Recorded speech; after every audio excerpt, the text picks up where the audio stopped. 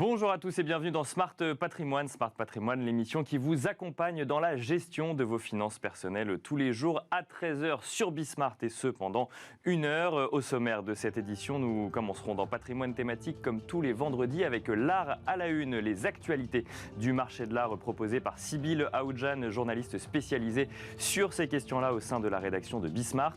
Et puis nous enchaînerons ensuite avec une interview de Félix Guiraud, responsable du département art contemporain chez Agut, avec qui nous parlerons de la place de la Chine dans l'art aujourd'hui. Et ensuite, dans Enjeux Patrimoine, nous changerons radicalement de sujet. Nous recevrons Abdellah Nasri, directeur de Partner Assurance, qui nous donnera les clés pour décrypter au mieux ces contrats d'assurance et notamment dans le cas d'une souscription à une complémentaire santé. Et puis ensuite, dans la deuxième partie de Smart Patrimoine, vous retrouverez des interviews tournées à Patrimonia par Club Patrimoine. Au programme, un focus sur les family office, mais aussi les grands enjeux de la gestion de patrimoine vus par le président de la CNCGP. Smart Patrimoine, c'est parti. Patrimoine thématique en partenariat avec l'Anacofi.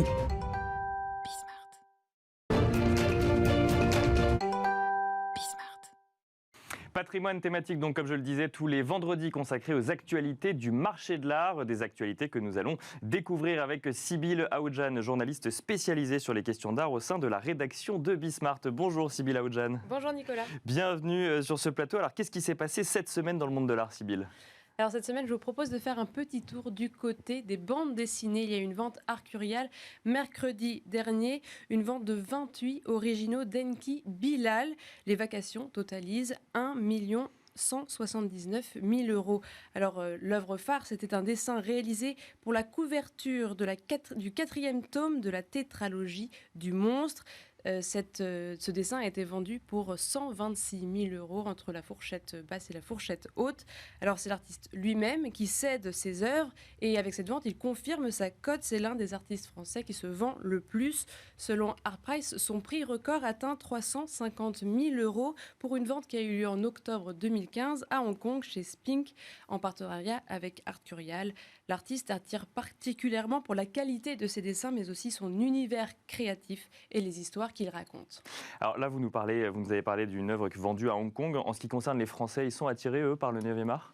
Oui, selon l'analyste de données GfK, les Français sont très friands de BD. Alors pour vous donner quelques ordres de grandeur, le marché de la BD ne cesse de croître depuis 2016. 53 millions d'exemplaires de BD ont été vendus en 2020, une très belle année qui fait plus 9% par rapport à 2019, pour un chiffre d'affaires d'à peu près 600 millions d'euros. Les BD représentent aujourd'hui un livre acheté sur 5 en France. Alors, comment parler des actualités dans le monde de l'art, Sybille, sans parler des NFT ? On en parle chaque semaine depuis le début de cette chronique. On en parlait encore la semaine dernière. Il y a un rapport Hiscox qui donne des précisions sur les ventes de ce secteur.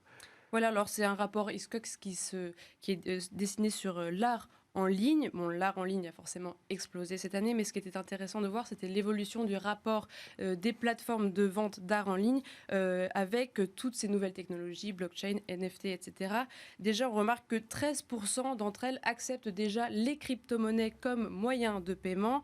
Et puis, cela va aller en progression parce que 38% d'entre elles prévoient de le faire d'ici 1 an, une hausse notable par rapport à l'année dernière, ils étaient seulement 15%.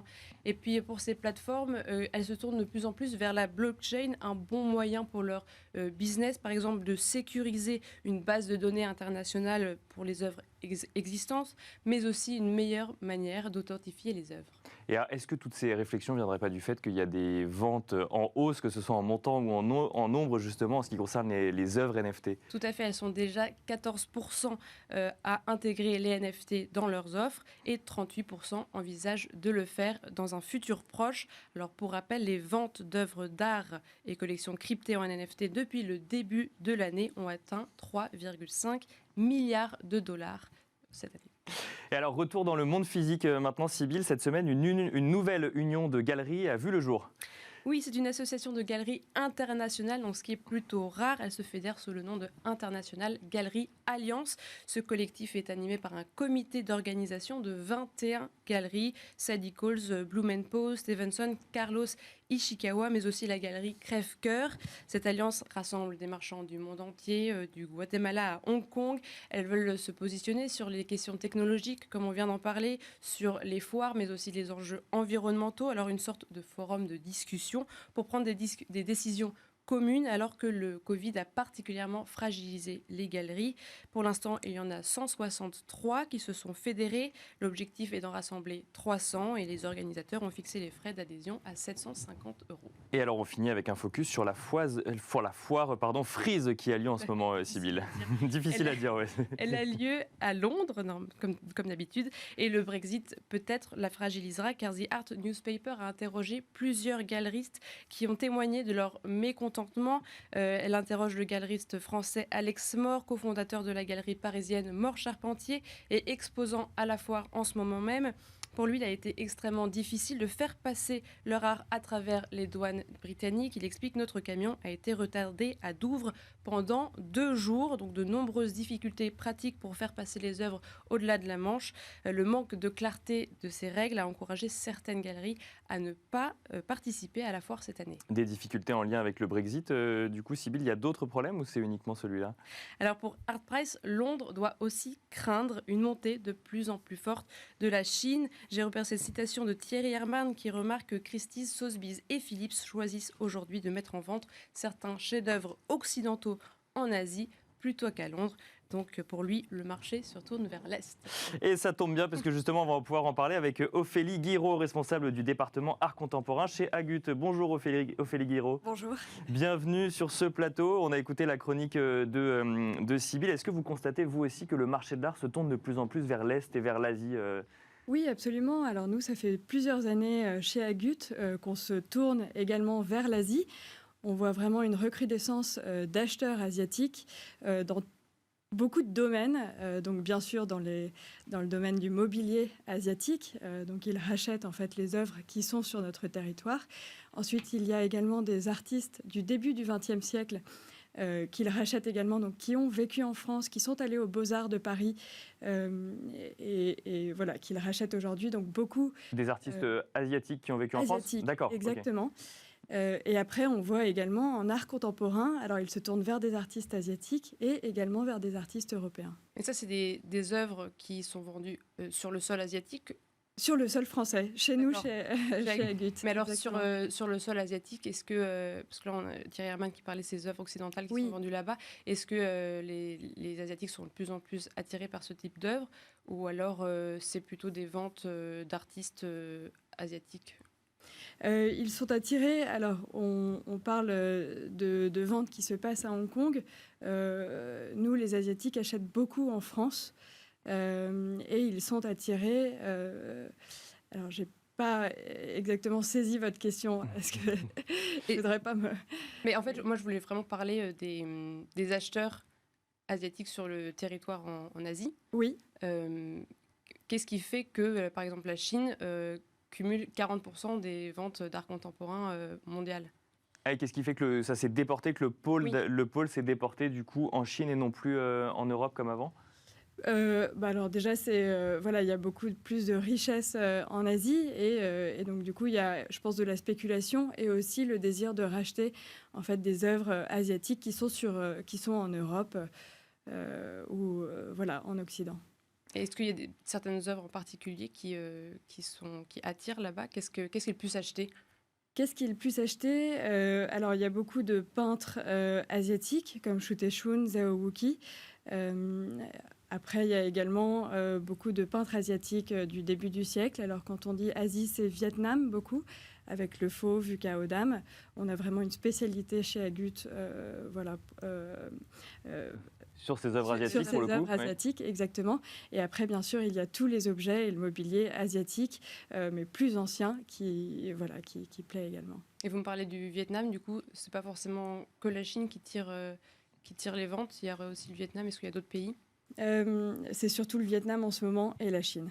Alors, c'est intéressant comme tendance, parce que de ce que je comprends de vos réponses, en fait, finalement, le marché asiatique avec les acheteurs asiatiques grossit, mais pour acheter finalement de l'art asiatique qui avant était vendu à une clientèle européenne ou en tout cas occidentale, c'est ça ou... Alors, ça fait quand même plusieurs années que le marché des acheteurs asiatiques est très présent. D'accord, ouais. Donc, du coup, on peut vraiment dire que, voilà, traditionnellement, ce sont beaucoup les Asiatiques qui achetaient ces pièces. Dans une logique quoi, de récupérer en fait un patrimoine national qui était vendu du Bien coup sûr. en Occident. Oui, donc ça, c'est pour les choses plus anciennes ou du début du XXe siècle. Et après, l'art contemporain, voilà, ça peut faire partie de cette démarche-là, mais c'est également de la spéculation. Et on voit que en plus d'acheter des artistes asiatiques, ils se tournent également vers les grands noms occidentaux. Est-ce que les ventes en ligne ont permis de lisser les frontières et du coup, vous pourrez peut-être constater qu'il y a plus d'acheteurs chinois quand vous les avez au téléphone, quand vous faites vos ventes en France? Je pense que plus que les ventes en ligne, c'est Internet en général. Nous, on a fait peu de ventes en ligne, en tout cas d'œuvres importantes. Ce qu'on remarque, c'est que la diffusion de nos ventes marteaux en ligne, absolument... en fait, favorise en fait voilà, l'avenue d'acheteurs internationaux. Après, c'est vrai qu'on les a beaucoup au téléphone, mais le fait de pouvoir suivre la vente en temps réel les rassure. Oui, absolument. Est-ce qu'on pourrait imaginer avoir une œuvre en France? Est-ce qu'on pourrait imaginer la vendre en Chine en espérant avoir une cote plus élevée? On peut espérer la vendre en Chine. En tout cas, je dirais plus que la Chine, plutôt se diriger vers Hong Kong. Cela implique des coûts, beaucoup de coûts d'assurance et puis de transport. Je pense qu'on peut, voilà, pour une œuvre à peu près entre 100 et 300 000 euros, compter entre 4 et 15 000 euros de transport et d'assurance. Je pense que ça peut vraiment dépasser ces montants pour des œuvres beaucoup plus importantes. Je pense qu'aujourd'hui, le marché est vraiment global. Grâce à Internet, on arrive à toucher tous ces acheteurs. Par exemple, nous, on fait beaucoup de publicité, même dans les magazines papier qui sont présents à Hong Kong et en Chine continentale. Voilà, donc je pense que la visibilité des ventes est vraiment globale et qu'on peut vendre aussi bien une œuvre en France que là-bas. Alors, je rebondis sur la fin de la chronique de Sybille qui nous disait qu'il fallait que Londres devait faire attention parce que le marché de l'art se tournait vers l'Est. Oui. Vous, ce que vous nous dites, c'est que finalement, ça ne date pas d'aujourd'hui. Ça fait plusieurs années que vous avez des acheteurs asiatiques chez Agut qui achètent du coup de l'art asiatique. Vous constatez quand même qu'il y a une montée en puissance récente ou c'est vraiment un mouvement de long terme ? Sur certains artistes et sur l'art contemporain, absolument, on voit une montée en puissance sur des nouveaux noms. Par exemple, on a vendu plus de 600 000 euros à un Georges Mathieu l'année dernière. Et sur 7 acheteurs, il y avait 3 Asiatiques. Voilà, donc ce qu'on n'avait jamais vu avant. Est-ce que ce serait un nouveau moyen de les attirer? Est-ce que c'est des œuvres en fait, qui attirent particulièrement les Chinois? Depuis peu. Ouais. Et bien sûr, le fait d'en avoir, en fait, les attire et nous, voilà, et nous permet de grandir notre base de données d'acheteurs. Et est-ce que vous pensez que, par exemple, Hong Kong serait un accélérateur pour la cote de certains artistes? J'en suis pas sûre. En tout cas, je pense qu'aujourd'hui, vous voulez dire être vendu à Hong Kong? Est-ce que si on est vendu à Hong Kong, du coup, on aurait une dimension, une aura internationale qui ferait que, du coup, on aurait une cote particulièrement mise en avant? Je ne pense pas. Je pense que c'est plutôt le travail de la maison de vente où, voilà, qu'elle se trouve à Hong Kong, à Paris ou n'importe où dans le monde. C'est plutôt son travail de promotion de l'œuvre qui fera ce travail-là, plutôt que le lieu. Et alors, moi, j'ai une question sur les NFT, parce qu'on y revient très régulièrement, que ce soit NFT ou art numérique de manière générale. On en parle donc comme quelque chose d'innovant, quelque chose de global. Vous constatez, vous qui êtes un peu plus spécialisé sur ce segment asiatique, que là aussi, comment est-ce que vous regardez cette évolution vers le crypto-art ou l'art numérique ou les NFT ? Je pense que c'est un début. Comme tout début, il y a des excès. Exactement, je pense qu'il y a des excès. Après, je pense qu'il y a certaines ventes qui marchent très bien et puis certaines autres qui ne marchent pas. Je pense qu'il faut trouver le bon moyen de les faire avec peut-être des curators ou mais je pense que se lancer comme ça dans les NFT, dans le marché des NFT, c'est complexe seul aujourd'hui. est très complexe, absolument.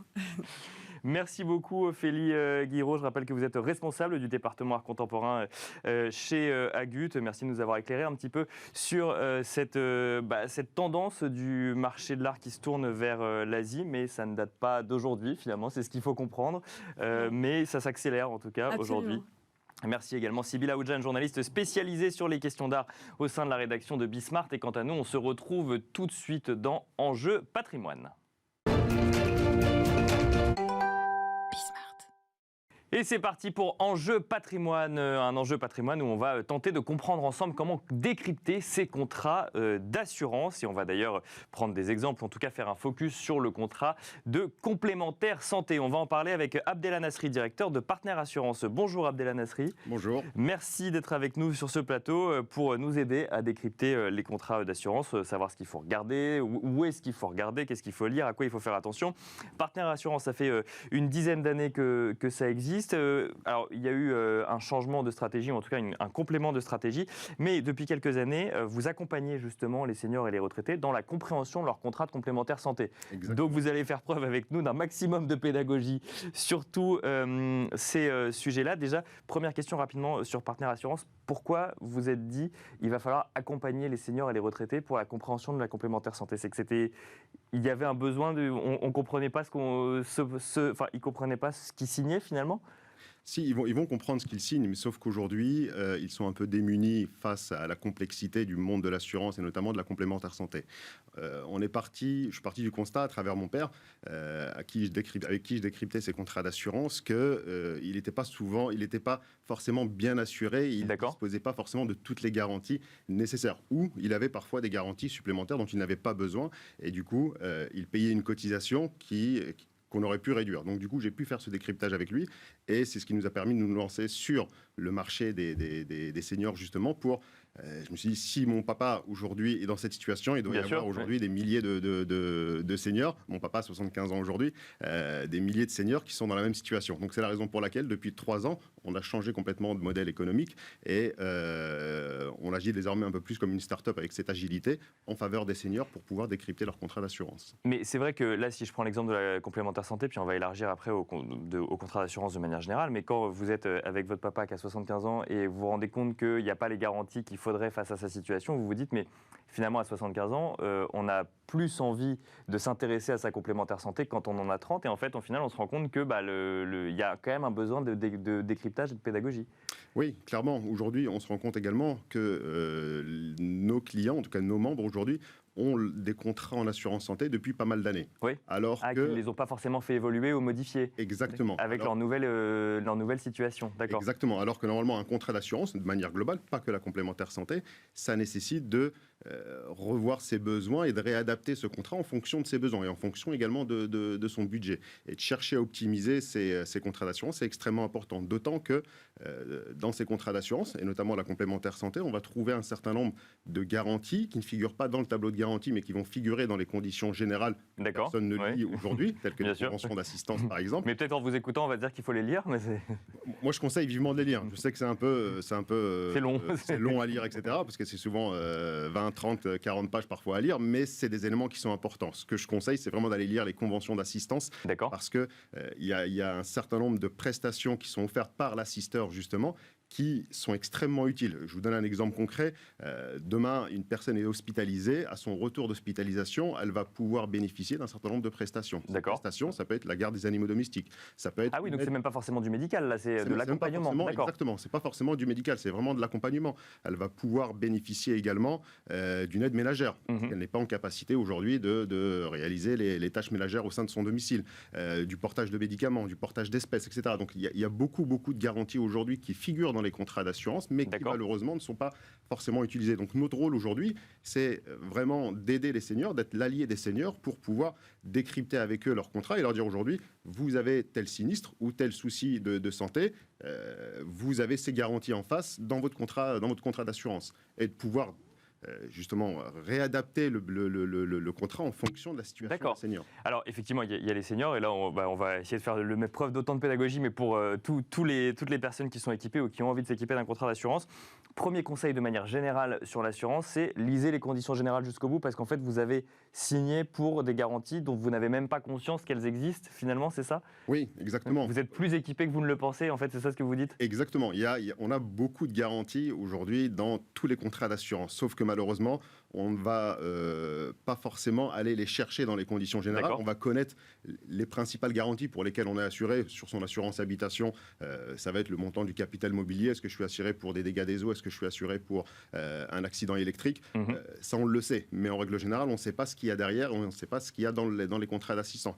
Telles que l'assurance auto également, où là aussi, vous avez beaucoup de garanties qui sont offertes dans les contrats d'assistance, mais que malheureusement, on n'utilise pas suffisamment. Mais ça veut dire quoi? Ça veut dire en fait que quand on signe un contrat d'assurance habitation, d'assurance auto ou même d'assurance santé, on va se focaliser sur un ou deux éléments qui nous paraissent essentiels, l'incendie, le vol, ou alors l'accident pour l'assurance auto, ou le dentaire ou l'optique, qui sont connus pour être très onéreux dans l'assurance santé. Et en fait, on va oublier de regarder de manière plus large toutes les prestations qu'on pourrait avoir et qui vont jouer sur le prix, mais aussi sur l'accompagnement dont on peut avoir besoin à ces différents moments de vie, entre guillemets. Oui, c'est exactement ça, et vous l'avez très bien décrit. C'est qu'aujourd'hui, on va se focaliser sur ces garanties essentielles, mais pas forcément aller chercher les autres garanties complémentaires auxquelles on peut prétendre. Donc notre rôle aujourd'hui, c'est vraiment d'aider nos membres à décrypter leur contrat d'assurance et leur apporter justement cette aide. Aujourd'hui... Mais alors, donc là, ça passe par lire les conditions générales, effectivement. Il y a des bonnes pratiques que vous conseillez quand on veut revoir son contrat d'assurance, quand on veut souscrire à un contrat d'assurance? Est-ce qu'il y a des choses qu'il faut vérifier absolument? Quelle est la méthodologie que vous mettez en place, vous, du coup? La méthodologie que l'on met en place aujourd'hui, la première des choses, c'est vraiment de connaître ses besoins. D'accord. Qu'est-ce qu'on veut assurer? De quelle garantie on va avoir besoin? Mais c'est également de revoir ses contrats d'assurance régulièrement. Tous les combien? En moyenne, une fois par an ou une fois tous les 2 ans. Ah oui, c'est quand même très régulier pour le coup. Oui, parce que ça permet d'être bien assuré déjà. Les besoins aujourd'hui évoluent. Je vous donne l'exemple encore de la santé. Je vais m'assurer aujourd'hui parce que j'ai des problèmes d'optique ou de dentaire, etc. Mais une fois que j'ai réalisé ces soins, est-ce que l'année d'après, j'ai encore intérêt à bénéficier des mêmes conditions de garantie et du même niveau de garantie, alors que je n'ai plus besoin de refaire mes dents et je n'ai pas besoin de changer de lunettes? Bien sûr. Là, ça nécessite de réadapter son contrat. Mais alors concrètement, comment je fais? Parce que ça veut dire qu'effectivement, moi j'ai mon contrat, j'ai mes conditions générales. Bon, je les ai pas lues, puis j'ai écouté l'émission, donc je me suis mis à les lire. Et puis je me dis, ok, il faut que je change. Mais qu'est-ce que je fais? Du coup, je rappelle mon conseiller et je lui dis, maintenant il faut que je change telle année. Et puis l'année prochaine, je rechangerai encore, c'est ça?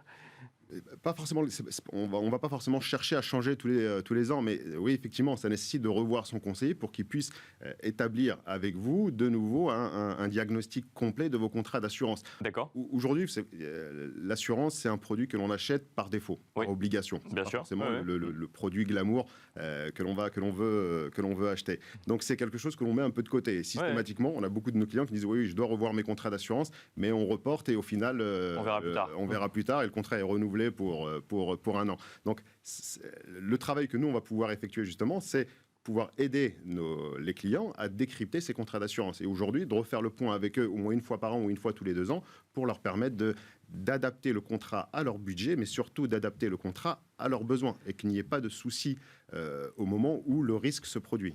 Et alors justement, le risque, c'est quoi? C'est qu'on soit mal entouré ou mal équipé je veux dire en produits d'assurance, le jour où il y a un problème, ou alors c'est juste qu'on ne pense pas à faire appel à telle ou telle garantie quand on pourrait en avoir besoin? On n'y pense pas forcément. Aujourd'hui, on ne connaît pas les garanties que l'on a précisément dans ces contrats d'assurance. Encore une fois, on va connaître les garanties de manière globale, mais pas sans forcément entrer dans le détail. Donc oui, ça nécessite de de revoir régulièrement ces contrats, encore une fois, pour les adapter. Et alors, focus sur la complémentaire santé, là, concrètement, donc du coup, vous nous avez donné quelques exemples un petit peu, donc de faire garder ces animaux de compagnie ou autres. Qu'est-ce que vous constatez, vous, régulièrement dans les comportements des gens vis-à-vis de la souscription du contrat d'assurance? Qu'est-ce que, quand vous les accompagnez, est-ce que vous voyez qu'il y a des écueils qui sont très réguliers ou au contraire des choses sur lesquelles il faut faire particulièrement attention quand on parle de complémentaire santé cette fois-ci?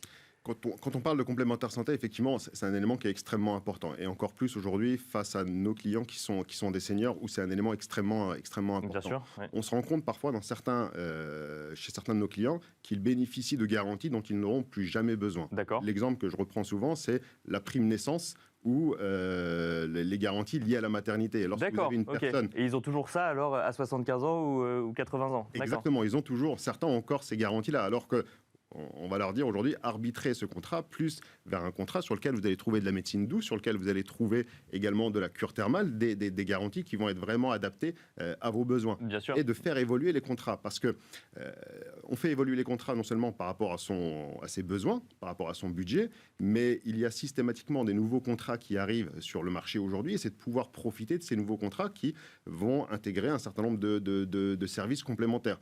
Lorsque vous avez une complémentaire santé depuis 10 ans, depuis 15 ans, les complémentaires santé qu'on a souscrits il y a 15 ans ne sont plus du tout les mêmes. Bien sûr.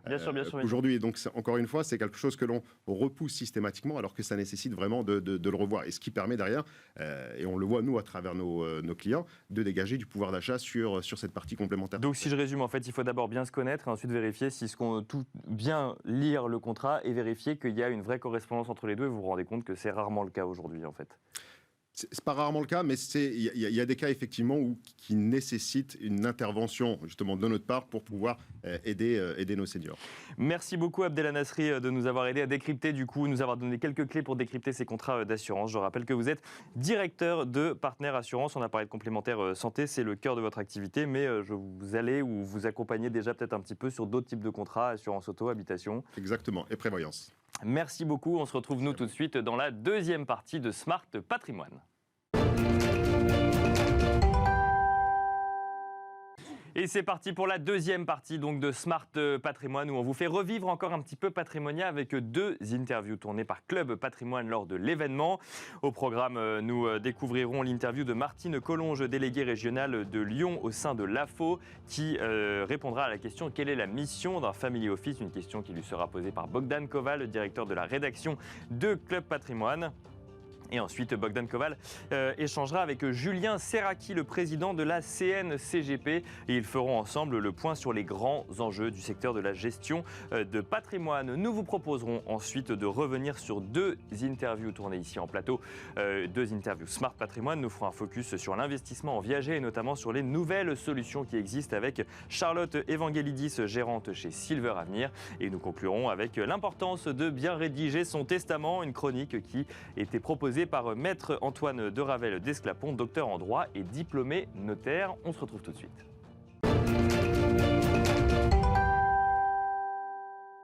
Quelle est la mission d'un family office? C'est la question que pose Bogdan Koval, directeur de la rédaction de Club Patrimoine, à Martine Collonge, déléguée régionale de Lyon au sein de l'AFO. On regarde tout de suite.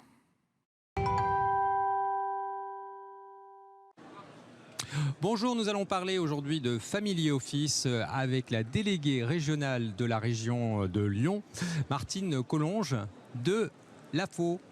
Martine, bonjour, vous allez bien? Bonjour. Ça me fait très plaisir. Très bien, on est sur le salon de référence de la gestion patrimoniale et en plus à Lyon et qui est une très très belle manifestation pour les Lyonnais. Alors l'AFO, rappelez-moi, c'est l'association française de Family Office, on ne va pas exagérer non plus, on vous connaît, mais rappelez-nous un petit peu les origines et à quoi sert cette association. Cette association a juste 20 ans cette année. C'est Bernard Camblin qui l'a mise sur pied et qui l'a lancée. Et dans l'objectif de fédérer les mono-family office, les multi-family office et les spécialistes des familles qui accompagnent les familles dans Justement, Martine, ça m'intéresse parce que quelle est la différence aujourd'hui entre un family office et un cabinet de CGP traditionnel ? Alors je retiendrai deux différences essentielles.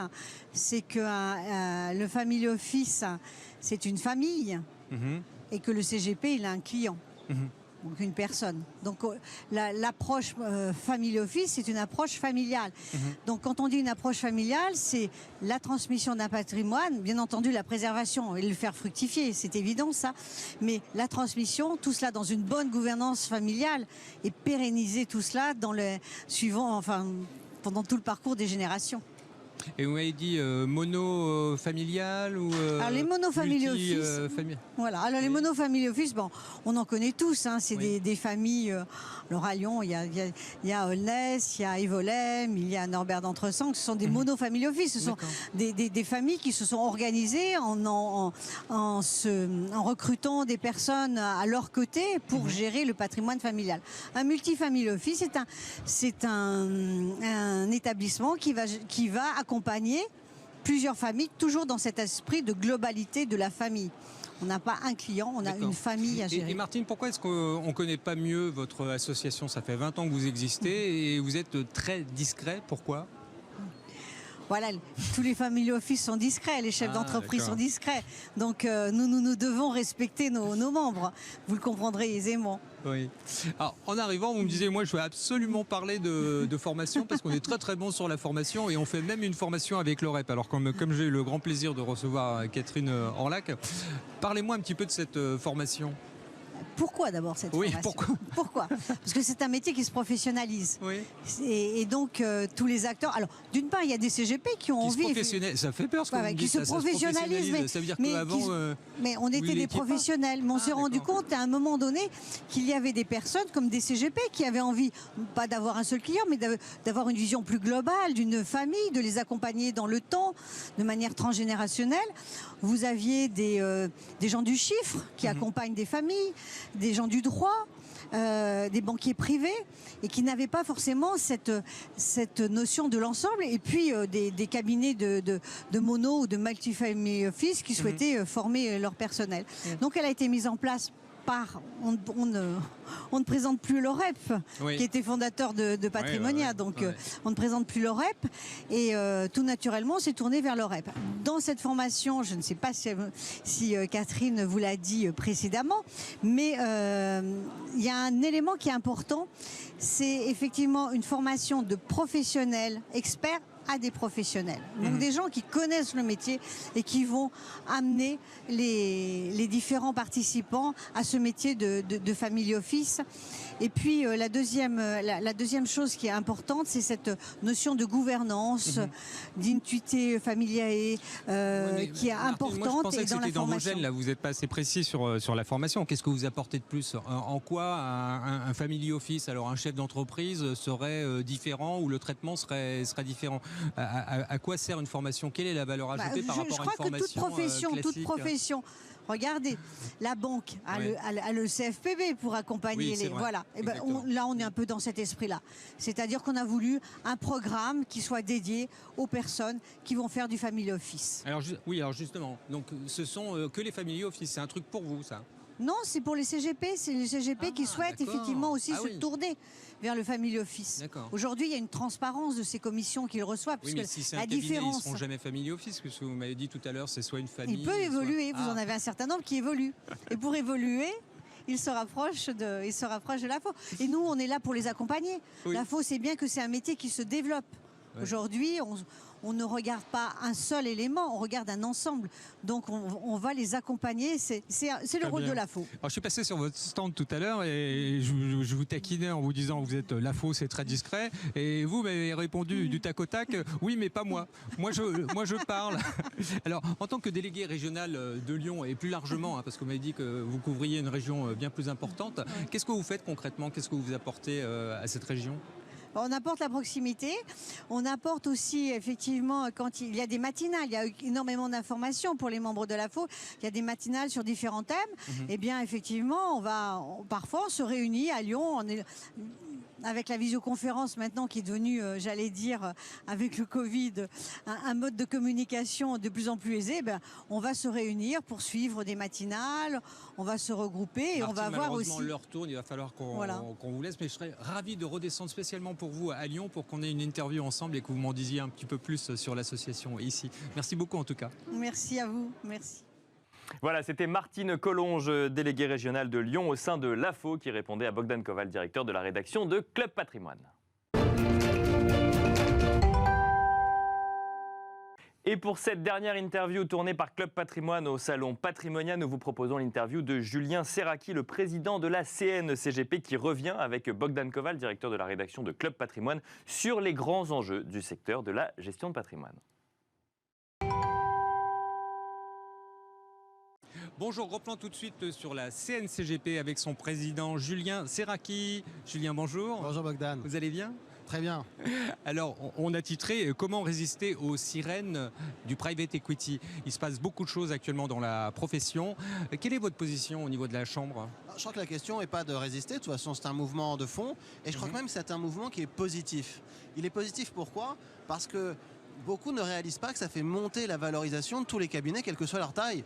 Certes, les private equity, les fonds d'investissement rentrent dans les grosses structures, investissent dans les grosses structures, mais ces grosses structures, derrière, rachètent des cabinets de taille moyenne ou de plus petite taille. Et donc, tous les prix des cabinets sont tirés vers le haut, donc c'est une bonne évolution. En plus, ça permet à ces grosses structures de répondre à des demandes de plus en plus sophistiquées des clients, et donc, évidemment, d'engager des experts. Et ça donne une belle image de la profession, une profession sophistiquée, une profession d'experts. Et puis, il y a cette fausse idée qui est de dire que ça amène à une concentration du marché. Alors pourquoi je dis que c'est une fausse idée ? C'est pas une opinion, c'est un fait. L'année dernière, en 2020, c'est des chiffres Orias, entre les cabinets de CGP qui se sont retirés du marché, quelle qu'en soit la raison, et ceux qui sont créés, plus 200 en net, plus 200, sur une population de 5000. Ça fait 4% de croissance, c'est énorme. Donc, tout va bien. Tout va bien. Mais est-ce que ça se traduit par une croissance du chiffre d'affaires ? Parce que c'est ça la vraie question. Et oui, alors à la Chambre, on a la chance d'avoir le chiffre d'affaires à l'euro près de tous nos adhérents. Ah ouais. Donc on sait exactement ce qui s'y passe.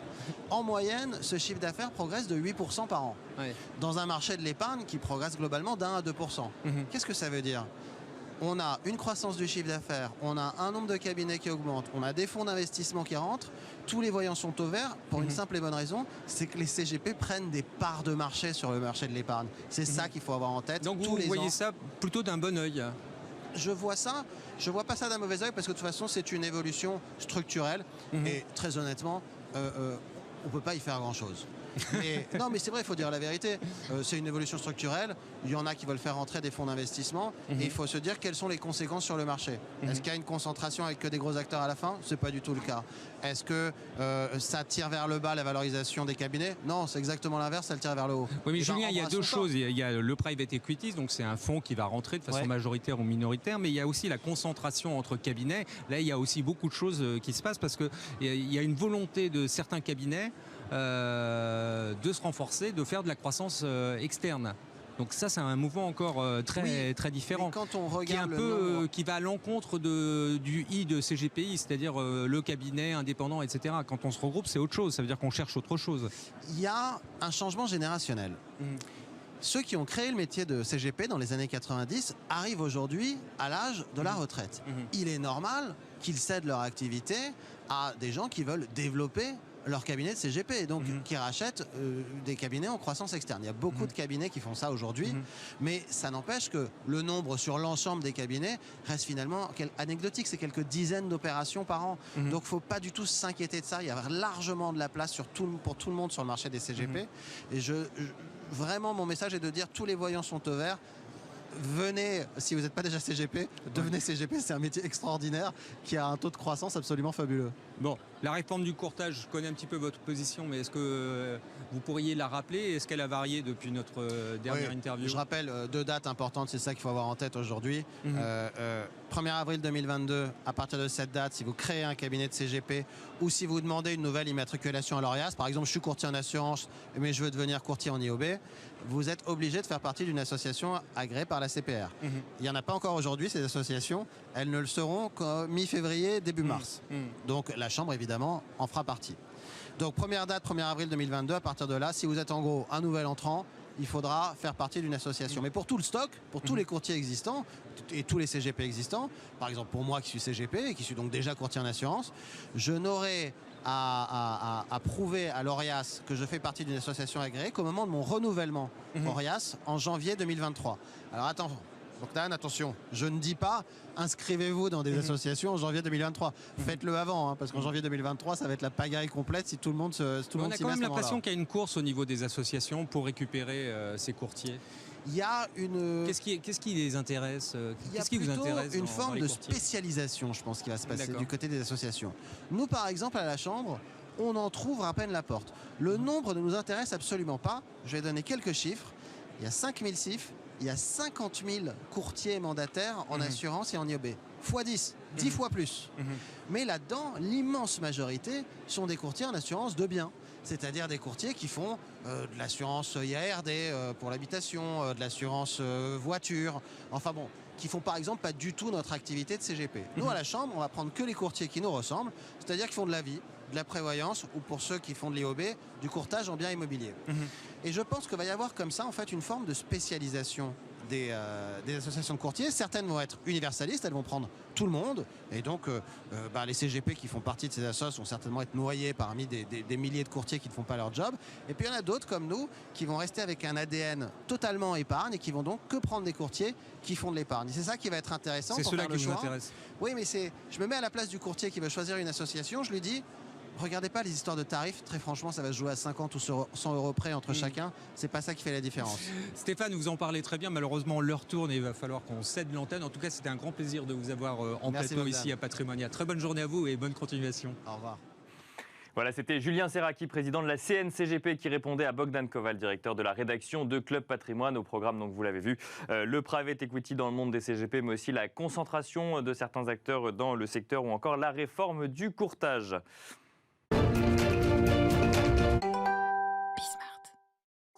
On continue, on vous propose de regarder une première rediffusion de Smart Patrimoine. On va faire un focus à présent sur l'investissement en viager et notamment sur les nouvelles solutions qui existent. Charlotte Evangelidis était en plateau avec nous, gérante chez Silver Avenir, pour nous en parler. Bienvenue dans le Club Action à présent. Le Club Action où nous allons parler de viager. Alors c'est un mécanisme que beaucoup connaissent pour un investissement en direct, mais il existe d'autres solutions pour investir en viager. On va en parler avec Charlotte Evangelidis, gérante chez Silver Avenir. Bonjour Charlotte Evangelidis, pardon. Bonjour Nicolas, c'est pas bonjour Charlotte. Bonjour. Bienvenue sur ce plateau. Alors on parle de nouvelles solutions de viager. C'est d'ailleurs une des spécialités de Silver Avenir. Concrètement, comment est-ce qu'on peut investir en viager si on n'achète pas soi-même directement l'appartement? Concrètement, on peut acheter via Silver Avenir, c'est une unité de compte dans un contrat d'assurance vie. D'accord. Donc ça, c'est la façon d'investir. Et puis, ce que vous disiez en introduction est tout à fait juste, c'est-à-dire qu'aujourd'hui, on connaît finalement la façon d'acheter classique dans le viager, c'est-à-dire que je vais voir quelqu'un qui veut vendre en viager son bien, et puis je lui achète en direct. Bien sûr. Comme on connaît tous le film. Avec Michel Serrault, effectivement. Et donc avec un mécanisme où j'achète moins cher, mais je paye ensuite régulièrement une certaine somme d'argent à la personne qui habite le bien. C'est comme si il me louait finalement ce qui n'avait pas, enfin ce que je n'ai pas payé. Et au décès de la personne, je récupère la pleine propriété du bien.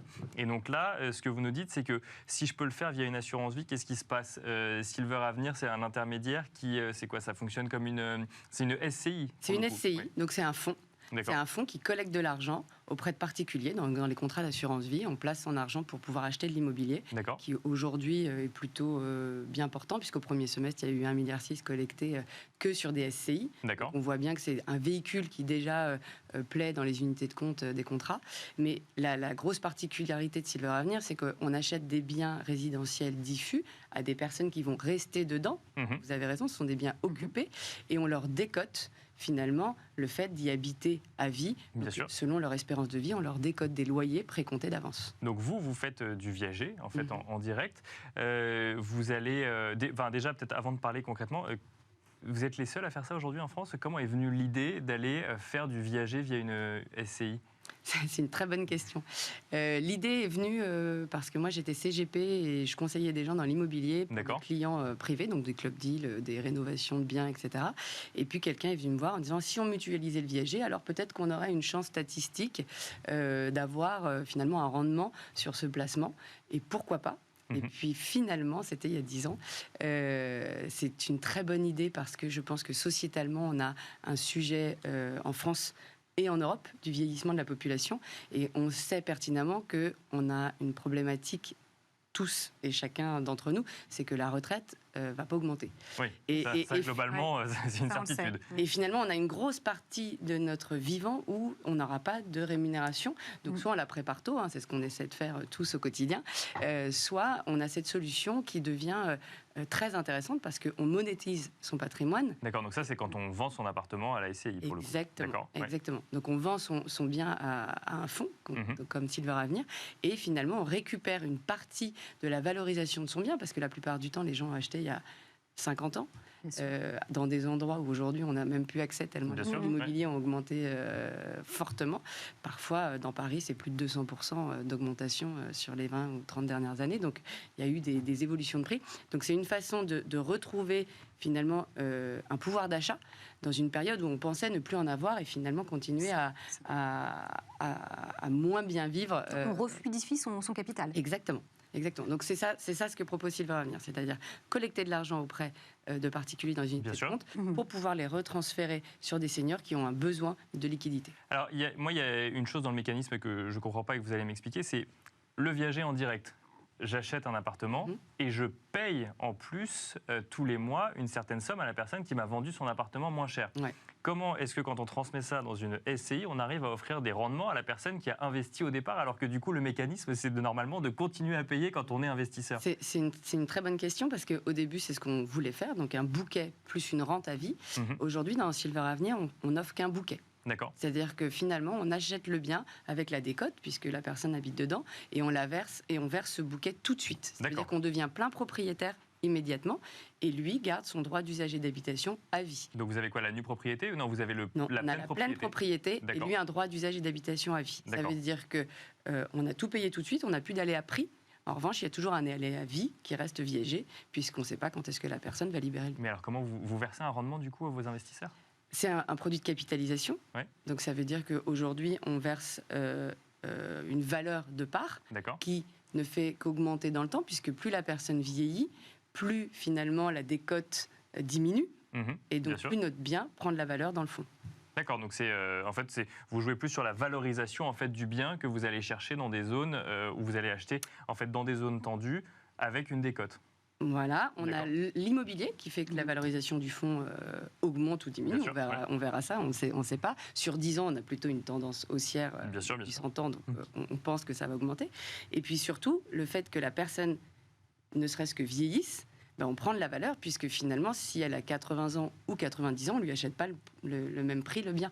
Donc nous, en valorisation, au fur et à mesure du temps, le portefeuille prend de la valeur parce qu'il est plus âgé. Si on devait le revendre sur le marché, on le vendrait plus cher. Comment ça se fait que le viager classique existe encore quand on sait qu'une solution comme celle-ci existe? C'est très différent. Je pense qu'aujourd'hui, acheter cash le 100% bouquet, c'est-à-dire que par exemple, si on donne un exemple simple, un bien il vaut 1 million d'euros et on va l'acheter 600 000 euros, verser un bouquet tout de suite 600 000 euros à quelqu'un, c'est pas évident pour quelqu'un de particulier, parce qu'on peut pas avoir une hypothèque dessus, on peut pas avoir un emprunt dessus, parce que la personne habite dedans. Donc c'est très compliqué, je pense, pour financer ce type de bien. Dans un fonds, c'est très facile, on veut pas habiter à sa place, on a l'argent qui tourne et on peut attendre. Qu'est-ce qui se passe le jour où la personne décède effectivement ? Ou quitte son bien, puisque finalement elle en a que elle en a l'usage, mais elle n'en a pas forcément l'usufruit. Donc du coup, qu'est-ce qui se passe lorsque l'appartement finalement devrait revenir dans un schéma classique à la personne qui a investi au départ? Ça, c'est très intéressant parce qu'on ne s'y attendait pas du tout. C'est qu'aujourd'hui, évidemment, on pense au décès, on pense au décès, donc la majeure partie du temps, on récupère le bien au décès. Mais on voit bien qu'en ayant donné cette capacité d'achat, les gens reçoivent beaucoup d'argent d'un coup et pas une rente au fur et à mesure du temps qui, pour le coup, les maintient dans un rythme de vie qui était déjà celui qu'ils avaient finalement avant, en un peu mieux, mais le même. Alors que là, avec beaucoup d'argent d'un coup, ils se remettent à faire des projets. D'accord. Et donc, ils étonnamment, ils quittent leur appartement. C'est-à-dire que des gens qui s'étaient interdits de voyager se remettent à voyager et puis disent finalement, moi, je veux plus du tout rester chez moi et attendre. Je vais vivre à l'étranger ou je vais vivre tout court. Je refais des projets. Je me remets dans une logique d'investissement aussi de mon temps, de mon argent. Et alors, qu'est-ce que vous faites des appartements qui sont vides ? Les appartements qui sont vides, si c'est pas longtemps après le moment où on a acheté, comme on a de l'amortissement quand même de frais, on a plutôt tendance à les remettre en location. D'accord. Et après, on les revend. Est-ce que c'est facile de trouver des biens ? C'est la question qu'on oui, me pose. il y a beaucoup de monde dessus, effectivement. C'est la question qu'on me pose tous les jours. Il n'y a pas si longtemps, on se disait que le marché, c'est une niche, on ne connaissait pas. Même nous, on a inventé ce produit au fur et à mesure des opportunités. Et puis finalement, on s'aperçoit que le besoin est réel. C'est-à-dire qu'il y a vraiment, vraiment beaucoup de gens qui ont besoin d'argent à ce moment-là de la vie. Donc il y a beaucoup de gens qui vendent en viager. Il y a beaucoup de gens qui, une fois qu'ils connaissent cette solution 100% bouquet, se disent que finalement c'est pour eux.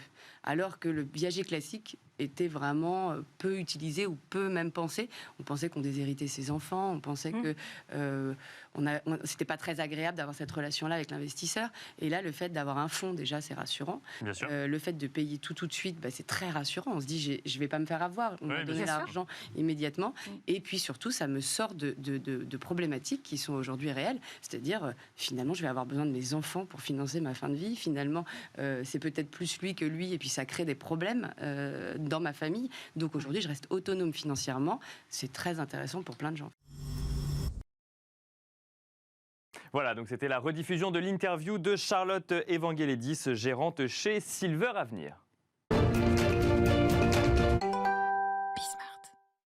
Et on conclut cette émission avec la rediffusion d'une chronique qui nous était proposée par Maître Antoine de Ravel d'Esclapon. Il revenait en plateau sur l'importance de bien rédiger son testament. Et vous regardez le Club Expert. On reçoit aujourd'hui Maître Antoine Ravel d'Esclapon, qui est docteur en droit et diplômé notaire. On va parler du testament avec vous aujourd'hui. Bonjour, bienvenue. Antoine. Avec plaisir, merci. Ça change un peu. La dernière fois, on parlait mariage. Exactement. Je fais le service après-vente. C'est ça. On était mariés maintenant. Le testament. Alors déjà, est-ce qu'on doit rédiger un testament ? Est-ce que c'est utile ? Est-ce que c'est obligatoire ? Alors, vous avez parfaitement raison. Par défaut, le Code civil prévoit tout sur le plan civil. Je rappelle qu'au moment du décès, il va se passer 3 choses. D'abord, votre âme va aller sur le plan surnaturel, au paradis dans votre cas, évidemment. Évidemment. Votre corps, il y aura un aspect pour le corps, l'incinération ou l'enterrement. Là encore, ne pas le mettre dans le testament, parce que c'est souvent un peu trop tard quand il est lu devant le notaire. Et puis, le patrimoine va être transmis aux successibles. Et la question est, qui sont les successibles ? Eh bien, le Code civil définit précisément les héritiers. Il dit, c'est par rapport à votre âge géologique, par exemple, un quart votre père, un quart votre mère, et puis les frères et sœurs pour le reste. Mais si vous n'êtes pas d'accord, eh bien, vous avez le droit. Et vous pouvez donc, par un testament, déroger et instituer vos légataires, légataires universels ou légataires particuliers, ceux que vous allez choisir, c'est vos chouchous à vous. Mais si on n'a pas écrit de testament, par exemple, et qu'on a un enfant, ça va directement à l'enfant ? Exactement, puisque le Code civil le prévoit par défaut. Et alors, est-ce que vous pouvez nous donner quelques exemples dans vos dossiers d'une loi qui n'est pas toujours adaptée aux besoins des clients ? Par exemple, on ne peut pas déshériter un enfant. Alors, on va y venir. D'abord, la loi n'est pas toujours adaptée. Je prends un premier exemple, des concubins qui acquièrent un bien.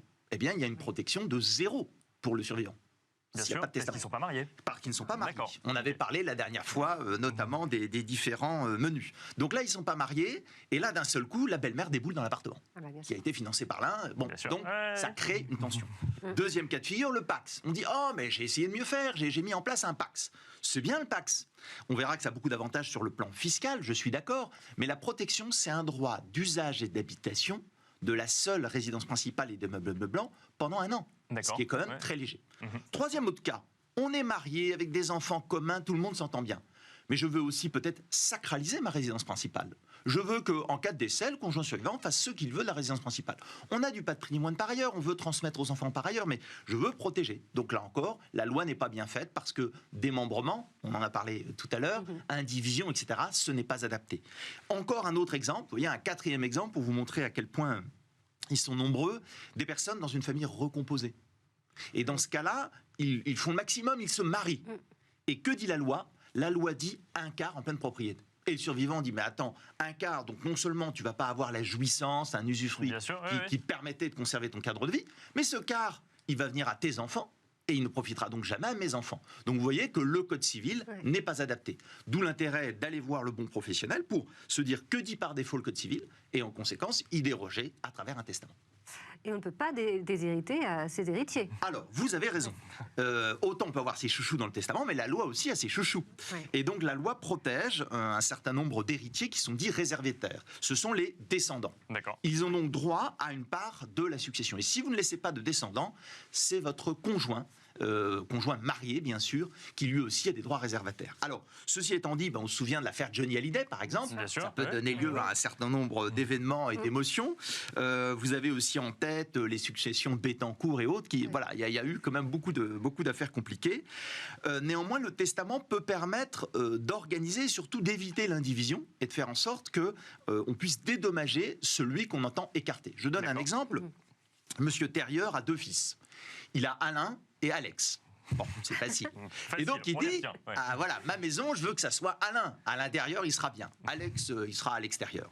Donc que fait-il? Il peut faire un testament dans lequel il dit, je lègue tout à Alain, à l'intérieur, à charge pour lui de dédommager d'un tiers, ce que la loi lui reconnaît minimum, à son frère. Ce qui fait que quand il s'agira de vendre la maison ou de louer la maison, seul Alain sera décisionnaire. Vous voyez la différence entre les quotités des uns et des autres et le pouvoir, la gestion qu'on peut organiser également avec le testament. Alors, c'est pas le sujet, mais du coup, à l'intérieur, paiera les frais de succession, oui, mais et pour pas 2 à tiers. l'extérieur. Pour 2 tiers. Pour 2 tiers, il va bien recevoir un tiers. Il va être dédommagé en valeur.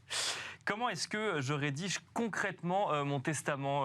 Je peux, moi, l'écrire sur n'importe quel papier et le donner à mon notaire? Là, vous commencez par le pire. Je commence par le pire, voilà. On parle d'essai, alors évidemment, tout le monde. Alors, vous commencez par le pire, c'est ce qu'on appelle techniquement un testament holographe. Il est signé, daté, manuscrit. C'est un testament de dépannage, de secours. Il est vraiment pensé comme cela dans le Code civil. Et on a toutes sortes d'exemples sur des cartes postales, sur une plage, à l'arrière d'une cuisinière. Cuisinière, la machine, pas la personne. Bien sûr. D'accord. Et donc, à partir de là, c'est un testament qui vraiment va dépanner, parce qu'il est facile à faire, mais en même temps, est-ce qu'il est sûr, est-ce qu'il est fiable? Il n'obéit pas, alors qu'on parle quand même de tout votre patrimoine, à un formalisme quand même rassurant et protecteur. Ensuite, donc ça, c'est le testament holographe que je ne recommande pas, évidemment. Deuxièmement, il y a le testament du cinéma, c'est le testament mystique. Vous savez, le notaire qui ouvre une enveloppe et à l'intérieur, il y a un testament. Mais ça ne pratique pas. Voilà, ça existe, c'est dans le Code civil, mais il présente beaucoup d'inconvénients, on n'est pas pratiqué. Le testament authentique, alors c'est très bien pour la reconnaissance d'enfants naturels, par exemple. Voilà, ça c'est vraiment c'est un testament beaucoup plus solennel. Et enfin, le dernier testament que j'aime beaucoup, c'est le testament international, qui est reconnu par beaucoup de pays dans le monde et qui permet, en conséquence, notamment quand vous êtes concerné par l'international, parce que vous avez des biens à l'étranger, etc., d'avoir beaucoup d'avantages et beaucoup de sécurité. Comment opère la fiscalité? Alors la fiscalité fonctionne du lien de parenté entre vous et vos successibles. Alors plus on s'éloigne dans l'arbre généalogique et plus ça va coûter cher. Bien sûr. Donc votre conjoint, on l'aime beaucoup, donc lui, il est exonéré. Ensuite les enfants, 100 000 € d'abattement par enfant, par parent, et puis ensuite on a une progressivité de l'impôt, mais très vite, après 15 000 €, on arrive sur une tranche déjà à 20%. Et puis ensuite, frères et sœurs, ça va être un plus petit abattement de l'ordre de 15 000 €, 35-45% de taux d'imposition, et puis plus on s'éloigne, plus ça va coûter cher, jusqu'à 60%. Donc par exemple, si je dis « Ah, mon concubin », eh ben, mon concubin, c'est du 60%. Exception quand même, les œuvres, les fondations qui sont, elles, totalement exonérées. Après, on peut, avec un peu d'habileté, désigner une œuvre à charge pour elle de reverser à une personne qui a un degré de parenté éloigné. Ça va réduire la pression fiscale. Voilà, c'était Maître Antoine de Ravel d'Esclapon qui revenait sur l'importance de bien rédiger son testament. Maître Antoine de Ravel d'Esclapon que vous retrouverez d'ailleurs lundi dans une nouvelle chronique dans le Club Expert. Lundi, nous aurons également le plaisir de retrouver Laura Olivier en plateau dans la deuxième partie de Smart Patrimoine. Donc pour mener les interviews des invités. Lundi, nous parlerons d'ailleurs en première partie de Smart Patrimoine cette fois-ci de la notation des risques qui est appliquée par les CGP qui sont obligés de mettre une note sur le profil de risque des épargnants et des clients avec qui ils échangent. Et nous ferons également un focus, comme tous les lundis, sur l'immobilier. Et on parlera, vous le verrez, d'immobilier neuf.